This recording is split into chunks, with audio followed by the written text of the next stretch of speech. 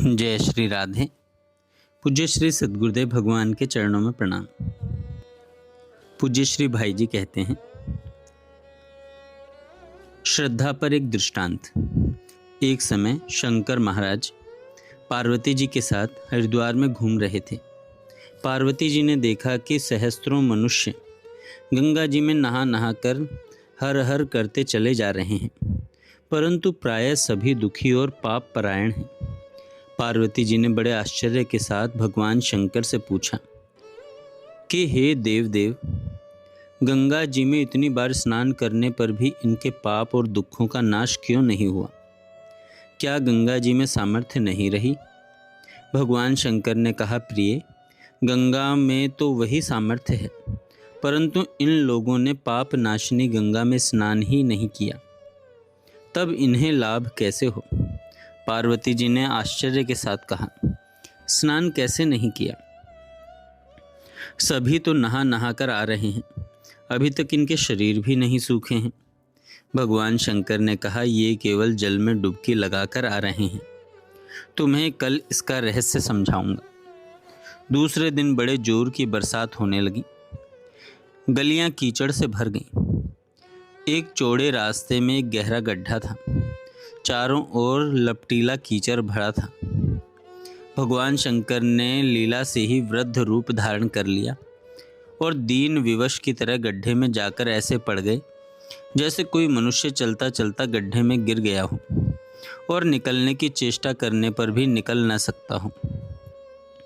पार्वती जी को यह समझाकर गड्ढे के पास बैठा दिया कि देखो, तुम लोगों को सुना सुनाकर यूँ पुकारती रहो कि मेरे वृद्ध पति अकस्मात गड्ढे में गिर पड़े हैं, कोई पुण्यात्मा इन्हें निकालकर इनके प्राण बचावे और मुझ असहाय की सहायता करें। भगवान शंकर ने यह और समझा दिया कि जब कोई गड्ढे में से मुझे निकालने को तैयार हो, तब इतना और कह देना कि भाई, मेरे पति सर्वथा निष्पाप हैं, इन्हें वही छुए जो स्वयं निष्पाप हो। यदि आप निष्पाप हैं तो इनके हाथ लगाइए, नहीं तो हाथ लगाते ही आप भस्म हो जाएंगे। पार्वती जी तथास्तु कहकर गड्ढे के किनारे बैठ गईं और आने जाने वालों को सुना सुनाकर भगवान शंकर की सिखाई हुई बात कहने लगी।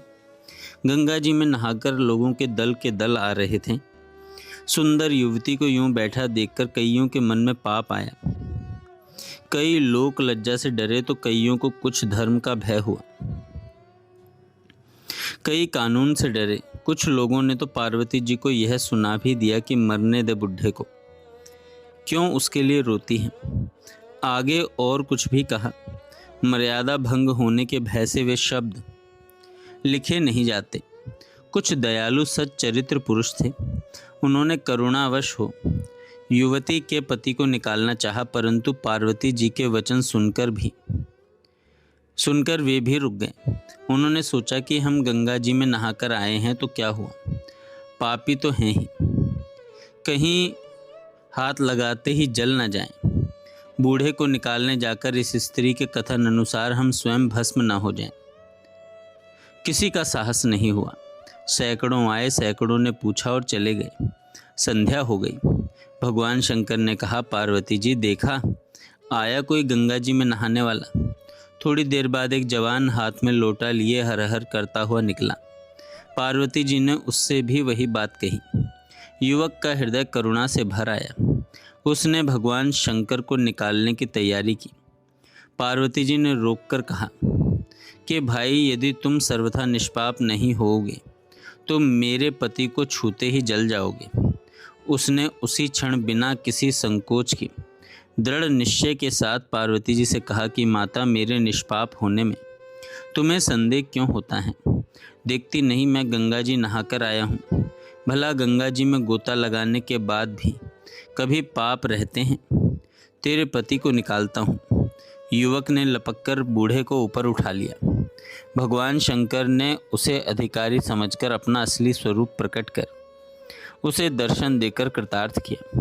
भगवान शंकर ने पार्वती जी से कहा कि इतने लोगों में से इस एक ने ही वास्तव में गंगा स्नान किया है, इसी दृष्टांत के अनुसार जो लोग बिना श्रद्धा और विश्वास के केवल दंभ के लिए नाम ग्रहण करते हैं, उन्हें वास्तविक फल नहीं मिलता। परंतु इसका मतलब यह नहीं कि नाम जप छोड़ दिया जाए और नाम जप करने से नाम जप व्यर्थ चला जाता है। नाम जप का फल अवश्य होता है, परंतु सज्जनों जैसा चाहिए वैसा नहीं होता। इसलिए दंभ के साथ नाम लेने वाले भी संसार में पूजे जाते हैं। उनके पापों का नाश भी होता ही है, परंतु अनंत जन्मों के संचित और इस समय भी लगातार होने वाले अनंत पाप श्रद्धा रहित नाम से पूरे नष्ट नहीं हो पाते। नाम से पूरा फल प्राप्त न होने में श्रद्धा के अतिरिक्त एक और प्रधान कारण है। हम बहुत बड़ी मूल्यवान वस्तु को बहुत सस्ते दामों पर बेच देते हैं। सिर में मामूली सा दर्द होता है और उसे मिटाने के लिए राम राम कहते हैं। 150 रुपयों की कमाई के लिए राम नाम लेते हैं। स्त्री बच्चों की आरोग्यता के लिए राम नाम लेते हैं। मान बढ़ाई पाने के लिए राम नाम कहते हैं। संतान सुख के लिए राम नाम कहते हैं। फल यह होता है कि हम राम नाम लेने पर भी कमाने के साथ गंवाने वाले हो जाते हैं। छलनी में जितना भी पानी भरते रहो सभी निकल जाएगा। हमारा अंतःकरण भी कामनाओं के अनंत छेदों से छलनी हो रहा है। इसमें कुछ भी ठहरता नहीं। राम नाम का फल कैसे हो? प्यास लगी हुई है, जगत में सुख की पिपासा किसको नहीं है। पवित्र जल का भी झरना झर रहा है। राम नाम के झरने का प्रवाह सदा ही अबाधित रूप से बहता है, परंतु हम अभागे उस झरने के आगे अंजलि बांधकर जल ग्रहण नहीं करते। हम उसके आगे रखते हैं हजारों छेदों वाली छलनी, जिसमें न तो कभी पानी ठहरता है और न हमारी प्यास ही बुझती है। सकाम भाव से लिए हुए नाम से भी, नाम के असली फल आत्यांतिक सुख से, हम इसी प्रकार वंचित रह जाते हैं। प्रथम तो कोई भगवान नाम लेता ही नहीं, और यदि कोई लेता है तो वह सकाम भाव से धन संतान मान बढ़ाई की वृद्धि के लिए लेता है। नियमानुसार फल में जहाँ का तहाँ ही रहना पड़ता है, परंतु नाम की महिमा अपार है। इस प्रकार लिए हुए नाम से भी फल होता ही है। सकाम कर्म की सिद्धि भी होती है और आगे चलकर भगवत भक्ति भी प्राप्त होती है। जब इन पंक्तियों का क्षुद्र लेखक सकाम भाव से नाम जप किया करता था, तब कई बार उसकी ऐसी विपत्तियां टली हैं जिनके टलने की कोई भी आशा नहीं थी।